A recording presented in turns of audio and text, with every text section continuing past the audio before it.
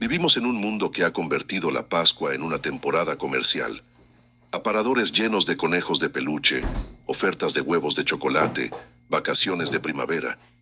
Y en medio de todo ese ruido, el misterio original se ha perdido casi por completo. Imagínate esta escena. Un niño le pregunta a su papá católico: «Oye papá, ¿por qué celebramos la Pascua?». Y el papá, que va a misa todos los domingos, que se persigna antes de comer, que tiene un crucifijo en la sala de su casa, se queda en silencio unos segundos y responde algo como: «Pues porque Jesús resucitó, hijo». Y el niño insiste: «¿Y eso qué tiene que ver con los conejos?». Y el papá ya no sabe qué decir. Esto pasa más de lo que quisiéramos admitir. No porque seamos malos católicos, sino porque nadie nos explicó bien.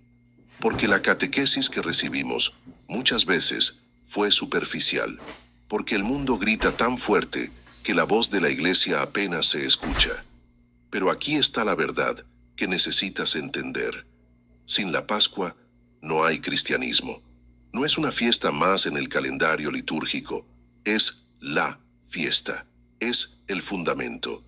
Es la razón por la que existe la iglesia, por la que tenemos esperanza, por la que la muerte no nos destruye. San Pablo lo dijo con una claridad brutal en su carta a los Corintios: «Si Cristo no resucitó, vana es nuestra fe». Así de simple, así de radical. Todo lo que creemos se sostiene o se derrumba dependiendo de lo que pasó aquella madrugada en Jerusalén hace casi 2000 años. Entonces la pregunta es obligada: ¿qué pasó realmente? ¿Qué significa Pascua? ¿Y por qué debería importarte a ti, en el México del siglo XXI, con todas tus preocupaciones, tus luchas, tus dudas? Vamos a descubrirlo juntos. Para entender la Pascua cristiana necesitamos viajar en el tiempo, más de 1000 años antes de Cristo, al desierto de Egipto, donde el pueblo de Israel vivía esclavizado bajo el faraón. Dios escuchó el clamor de su pueblo y envió a Moisés para liberarlos. Pero el faraón se negaba a dejarlos ir. Entonces vinieron las plagas, una tras otra, hasta llegar a la 10ª, la más terrible: la muerte de los primogénitos de Egipto. Pero Dios, en su misericordia, dio una instrucción muy específica a los israelitas para protegerlos. Está en el libro del Éxodo, capítulo 12. Cada familia debía tomar un cordero sin defecto, sin mancha, y sacrificarlo al atardecer. Con su sangre debían marcar los dinteles y los postes de las puertas de sus casas. Y esa noche, cuando el ángel de la muerte pasara por Egipto, pasaría de largo las casas marcadas con la sangre del cordero. Esa palabra, pasar de largo, en hebreo se dice Pesaj. De ahí viene Pascua. El significado original es precisamente ese: Dios pasó por encima, saltó las casas de su pueblo. La sangre del cordero inocente los protegió de la muerte. Aquella noche, los israelitas fueron liberados. Salieron de Egipto, cruzaron el Mar Rojo y comenzaron su camino hacia la tierra prometida. Y desde entonces, cada año, el pueblo judío celebra la Pascua para recordar esa liberación. La cena pascual, el ceder, con el cordero, las hierbas amargas, el pan sin levadura, todo es memoria viva de aquella noche de salvación. Ahora bien, esto que te acabo de contar no es solo historia antigua, es profecía, es preparación. Es lo que la Iglesia llama tipología, eventos del Antiguo Testamento que prefiguran, que anuncian, lo que Dios haría de manera definitiva en el Nuevo Testamento. Porque aquel Cordero Pascual de Egipto era solo una sombra. El verdadero Cordero estaba por venir. Avancemos ahora unos 1300 años. Estamos en el río Jordán. Un hombre llamado Juan, el Bautista, está predicando y bautizando. De pronto, ve a Jesús que se acerca, y dice una frase que cambiaría todo. Está en el Evangelio de Juan, capítulo 1, versículo 29. He aquí el Cordero de Dios, que quita el pecado del mundo. ¿Te das cuenta de lo que está diciendo? Juan no llama a Jesús el Maestro, el Profeta o el Mesías, en ese momento. Lo llama el Cordero. Y cualquier judío que escuchara eso entendería inmediatamente la referencia. El Cordero Pascual, el que se sacrifica para que el pueblo sea liberado, el que derrama su sangre para que la muerte pase de largo. Y aquí viene algo que no es coincidencia. Jesús fue crucificado precisamente durante la fiesta de Pascua.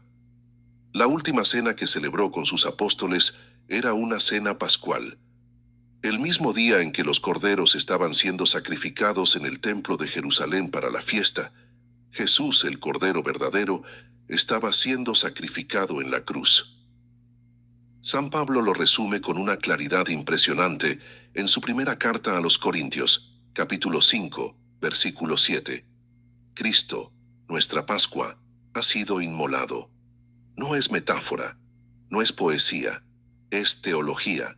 Jesús es el Cordero Pascual definitivo. Su sangre derramada en la cruz es la que nos libera no de la esclavitud de Egipto, sino de la esclavitud del pecado. Su sacrificio es el que hace que la muerte eterna pase de largo sobre nosotros. Ahora, ¿qué significa entonces Pascua en sentido cristiano? Significa paso, pero un paso en 3 dimensiones que necesitas entender bien. Primero, es el paso de Cristo, de la muerte a la vida, del sepulcro a la resurrección. Jesús atravesó la muerte y salió victorioso al otro lado. Ese es el núcleo de la Pascua. Segundo, es nuestro paso, del pecado a la gracia, de la esclavitud a la libertad, de la muerte espiritual a la vida en Dios. Cuando fuiste bautizado, pasaste por las aguas, igual que los israelitas pasaron por el Mar Rojo. Moriste al pecado y naciste a una vida nueva. Y tercero, es un paso sacramental. Cada vez que participamos de la misa, especialmente en la Eucaristía, ese misterio pascual se hace presente. No es un recuerdo de algo que pasó hace 2000 años. Es una actualización, una participación real en el mismo sacrificio de Cristo. Esto es lo que hace única a la fe católica. La Pascua no quedó en el pasado. La Pascua continúa hoy, en cada altar, en cada misa, en cada corazón que se abre a la gracia de Dios. Ahora que entendemos las raíces, necesitamos dar un paso más, porque la Pascua no es solo un evento histórico que celebramos una vez al año. La Pascua está viva, la Pascua continúa. Y el lugar donde esto sucede de manera más real, más concreta, más tangible, es la Santa Misa. Escucha bien esto, porque es una de las verdades más hermosas y menos comprendidas de nuestra fe católica. Cada vez que se celebra la misa, no estamos simplemente recordando la última cena. No estamos haciendo un homenaje a lo que Jesús hizo hace 2000 años. Estamos participando del mismo sacrificio. El Catecismo de la Iglesia Católica, en los números 1364 al 1367, lo explica con una claridad impresionante. La Eucaristía es el memorial de la Pascua de Cristo. Y memorial, en el sentido bíblico, no significa solo recuerdo. Significa hacer presente, actualizar, traer a la hora lo que sucedió entonces. Cuando el sacerdote pronuncia las palabras de la consagración, cuando dice, esto es mi cuerpo y esta es mi sangre, el Cordero Pascual se hace presente en el altar. No simbólicamente, no como metáfora, realmente presente con su cuerpo, su sangre, su alma y su divinidad.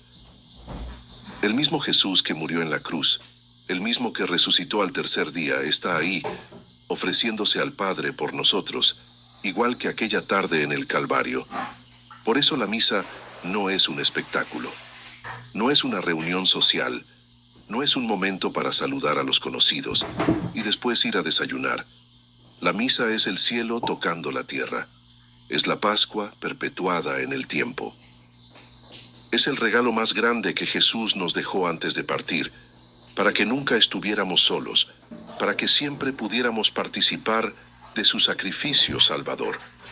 Cuando entiendes esto, cuando realmente lo entiendes en el corazón, ya no puedes ir a misa de la misma manera. Ya no puedes acercarte a comulgar como si fuera un trámite, como si fuera lo que se hace. Te acercas con temor reverente, con asombro, con gratitud, sabiendo que estás recibiendo al Cordero de Dios que quita el pecado del mundo. Ahora hablemos un momento de los símbolos pascuales, porque muchas veces los vemos sin entender lo que significan, y otras veces nos hemos dejado distraer por símbolos secundarios, olvidando los principales. El símbolo más importante de la Pascua católica es el cirio pascual. Esa vela grande, hermosa, que se enciende en la vigilia pascual y permanece encendida durante todo el tiempo pascual y en los bautizos y funerales durante el año. El cirio representa a Cristo resucitado, la luz que brilla en las tinieblas, la luz que las tinieblas no pudieron vencer. Pero hay más. El cirio también evoca la columna de fuego que guiaba a los israelitas en el desierto después de salir de Egipto. ¿Ves cómo todo está conectado? El Antiguo Testamento prefigura, el Nuevo Testamento cumple. Otro símbolo poderoso es el agua bautismal, que se bendice solemnemente en la vigilia pascual. El agua representa el paso por el Mar Rojo. Así como los israelitas atravesaron las aguas y salieron libres de la esclavitud, nosotros atravesamos las aguas del bautismo y salimos libres del pecado original, nacidos a una vida nueva en Cristo. Por eso la Iglesia prefiere celebrar los bautismos durante el tiempo pascual, porque el bautismo es nuestra Pascua personal, nuestro paso de la muerte a la vida.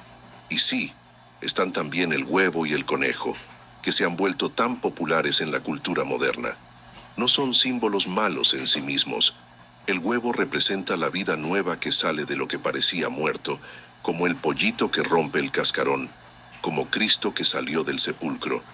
El conejo representa la fertilidad, la abundancia de vida. Pero seamos honestos, estos son símbolos menores, periféricos, que la cultura comercial ha inflado hasta hacerlos parecer el centro de la fiesta. No lo son. El centro es Cristo. El centro es el Cordero. El centro es la Eucaristía. Todo lo demás es secundario. Entonces, ¿cómo vivir la Pascua de manera auténtica? Te voy a dar 4 pasos concretos, 4 cosas que puedes hacer para que esta Pascua no sea una más, sino un verdadero encuentro con el misterio. Primero, participa de la vigilia pascual. Es la liturgia más importante de todo el año, más importante que la misa de Navidad, más importante que cualquier otra celebración. La vigilia pascual es la madre de todas las vigilias, la noche en que la iglesia entera espera la resurrección del Señor. Si nunca has ido este año, ve. Llega antes, quédate hasta el final, vive cada momento con atención. Te aseguro que no será igual a ninguna otra misa que hayas experimentado. Segundo, confiésate antes de Pascua. La Iglesia nos pide que comulguemos al menos una vez al año y que lo hagamos en tiempo pascual. Pero para comulgar dignamente, necesitamos estar en gracia de Dios. Si tienes pecados mortales en tu conciencia, si hace meses o años que no te confiesas, este es el momento. No dejes pasar la Pascua sin reconciliarte con Dios. El sacramento de la confesión es también un misterio pascual. Mueres al pecado y resucitas a la gracia. Tercero, renueva tus promesas bautismales conscientemente. En la vigilia pascual y en la misa del domingo de resurrección, el sacerdote nos invita a renovar las promesas que hicimos o que hicieron por nosotros en el bautismo. Renunciamos a Satanás, a sus obras, a sus seducciones. Profesamos nuestra fe en Dios Padre, Hijo y Espíritu Santo. No lo hagas de manera mecánica, repitiendo palabras sin pensar. Hazlo con el corazón, sabiendo lo que dices, renovando tu compromiso con Cristo.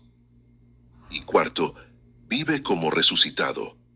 San Pablo, en su carta a los Romanos, capítulo 6, dice que por el bautismo fuimos sepultados con Cristo, para que así como Cristo resucitó, también nosotros caminemos en una vida nueva. Eso significa dejar morir lo que tiene que morir, el rencor, la envidia, la lujuria, la pereza espiritual, los malos hábitos que te alejan de Dios. Y significa caminar en novedad, más oración, más caridad, más paciencia, más fe vivida en lo concreto de cada día. La Pascua no es solo una fiesta que celebras, es una realidad que vives. Hemos recorrido un camino largo juntos, desde los conejos de chocolate hasta el Cordero de Dios, desde el éxodo de Egipto hasta el altar de tu parroquia, desde la historia antigua hasta tu vida concreta hoy. Pero todavía falta algo.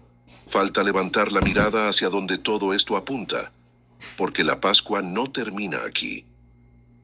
La Pascua que celebramos cada año, la Pascua que vivimos en cada misa, es apenas un anticipo, una preparación, un ensayo general de la Pascua definitiva que nos espera. La resurrección de Cristo no es solo un evento del pasado, es una promesa para el futuro.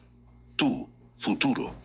San Pablo, en su primera carta a los Corintios, capítulo 15, hace una afirmación que es el fundamento de toda nuestra esperanza cristiana. Dice así: si Cristo no resucitó, vana es nuestra fe, y ustedes siguen en sus pecados, pero Cristo resucitó de entre los muertos como primicia de los que durmieron. Primicia significa el primer fruto, el que anuncia la cosecha que viene. Cristo resucitó primero y nosotros resucitaremos después. Esto no es wishful thinking, no es un cuento bonito para consolarnos ante la muerte. Es la verdad revelada por Dios mismo. Un día, tú y yo vamos a morir. Nuestro cuerpo va a ser puesto en una tumba, igual que el cuerpo de Jesús fue puesto en un sepulcro. Pero así como aquella tumba no pudo retener a Cristo, tampoco las nuestras nos retendrán para siempre. Vendrá el día de la resurrección final, cuando Cristo vuelva en gloria, y los muertos serán levantados, y seremos transformados, y la muerte será vencida definitivamente. Esa es la esperanza pascual.